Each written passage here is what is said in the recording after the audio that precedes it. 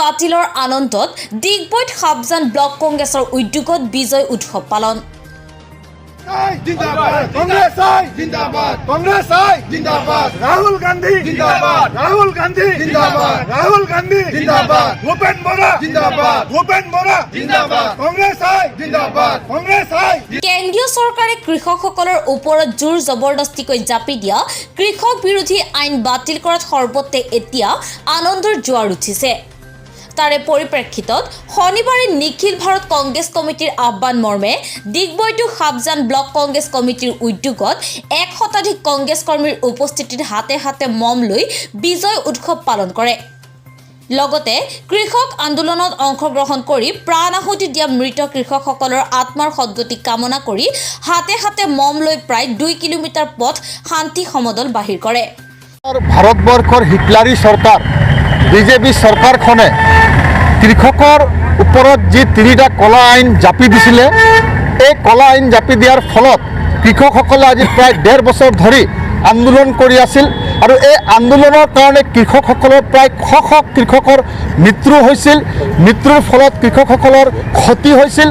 আজি আমি সকলোৱে সুখী যে বৰ্তমানৰ হিটলাৰী চৰকাৰৰ প্ৰধানমন্ত্ৰী মোদী ডাঙৰীয়াই এই 3টা কৃষকৰ ওপৰত জাপি দিয়া কলা আইন তেওঁ প্ৰত্যাখ্যান কৰিছে, তেওঁ উঠাই লৈছোঁ বুলি ঘোষণা কৰিছে। আৰু ই আপোনালোক সকলোৱে জানে যে আজি প্ৰায় আমাৰ সৰ্বভাৰতীয় নেতা ৰাহুল গান্ধী ডাঙৰীয়াই এই আইন অনাৰ লগে লগে আনিব বিচৰাৰ লগে লগে কৃষকসকলৰ লগত সহযোগ কৰি ৰাহুল গান্ধী ডাঙৰীয়াই আমাৰ নেতাই কংগ্ৰেছ নেতাই যে এই আইনৰ বিৰোধ কৰি আহিছিল আৰু লগে লগে সমগ্ৰ ভাৰতবৰ্ষৰ কংগ্ৰেছ কৰ্মীয়ে এই আইনৰ বিৰোধ কৰি আহিছিল, যাৰ কাৰণে মোদী ডাঙৰীয়া আজি সৈমান হৈ কিনে কৃষকৰ আন্দোলনত তেওঁলোক কপমান হৈ কিনে আজি এই আইনবিলাক বাতিল কৰাৰ কাৰণে প্ৰত্যাখ্যান কৰাৰ কাৰণে তেওঁলোকে আজি উঠাই লৈছে। আৰু মোদী ডাঙৰীয়াই যি আজি এই ব্যৱস্থা ল'লে তাৰ কাৰণে আমি মোদী ডাঙৰীয়াকো ধন্যবাদ দিছোঁ এই আইন উঠাই লোৱাৰ কাৰণে।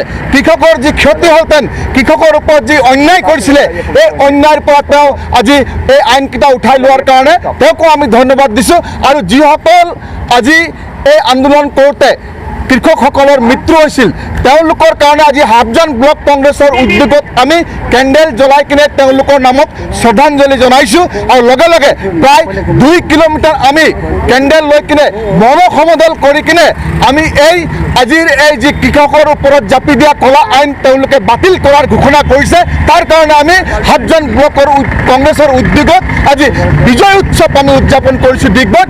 এইখিনি আপোনালোকৰ চকুৰ আগত জিলিকি আছে।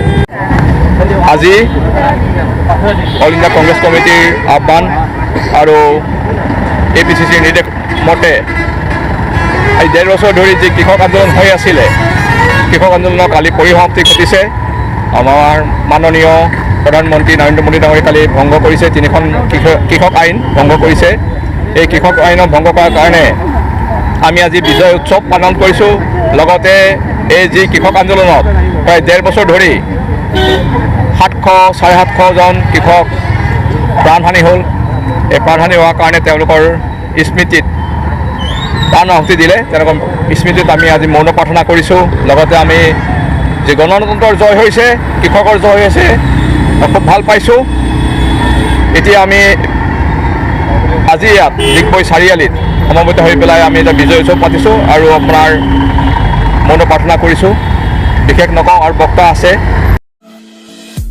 ডিগবৈৰ পৰা হিৰ ফুকনৰ report, Assam green valley news.